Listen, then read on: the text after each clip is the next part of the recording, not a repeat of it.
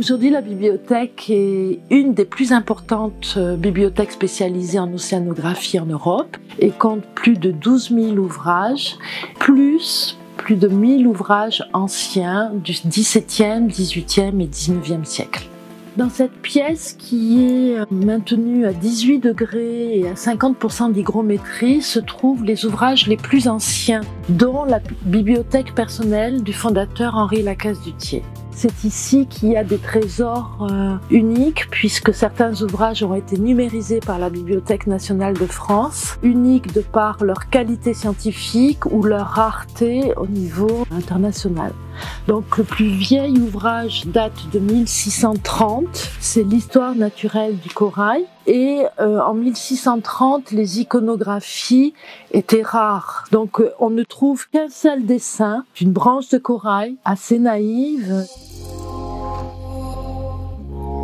Donc parmi les merveilles qu'on a à la bibliothèque, ce livre a été numérisé par la BNF parce qu'il est unique. Et ce n'est pas du dessin. Cet herbier, il date de 1850, d'auteur inconnu. Là, c'est les algues de Roscoff. Et si on devait mettre le doigt pour sentir le relief de l'algue, ce que je ne ferai pas, il n'y en a aucun. L'algue est complètement pressée dans le papier.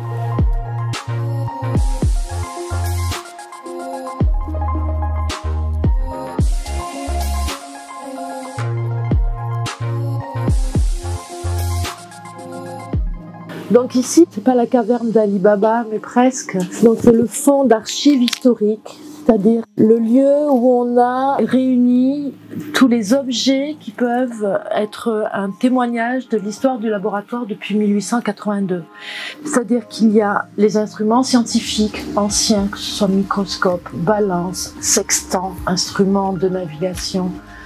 On a tout ce qui est photos anciennes, photos sur plaques de verre, photographie papier. On a l'appareil photo de Lacaze-Duthiers qui est là.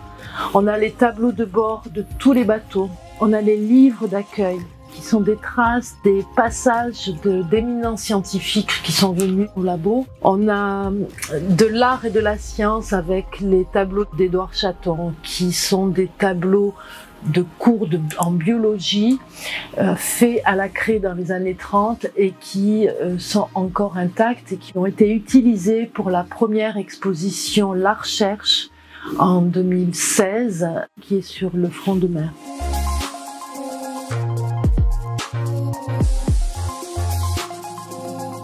Le dessin est devenu au XVIIIe siècle, au XIXe, aussi important que le texte. Il fallait absolument décrire, mais pas qu'avec les mots, mais avec le dessin. Puis après, la photographie bien plus tard.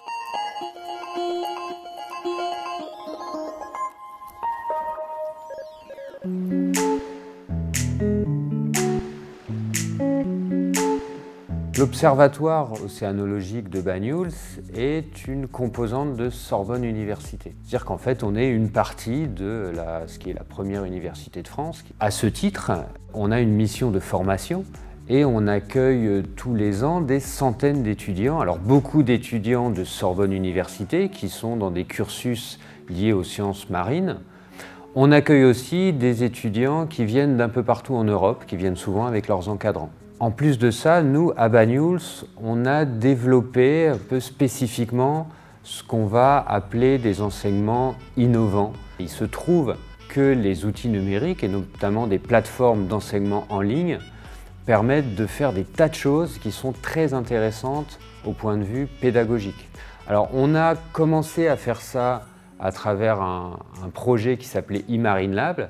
On en a fait une plateforme numérique accessible à tous, libre d'accès. On peut mettre à disposition des contenus théoriques que les étudiants pourront acquérir en autonomie. Et le fait de mettre ces cours en ligne sur cette plateforme numérique, donc ça nous permet de recentrer nos parties en présentiel, en station marine, sur vraiment les activités pratiques et aussi des interactions avec les étudiants sur ce contenu théorique qu'ils ont acquis en autonomie en ligne. On a plus ou moins de personnes en fonction des projets, mais on a toujours réussi à avoir une petite équipe qui vont être au service des enseignants pour pouvoir développer ce type d'enseignement et les conduire, les guider à faire ça de la meilleure façon possible.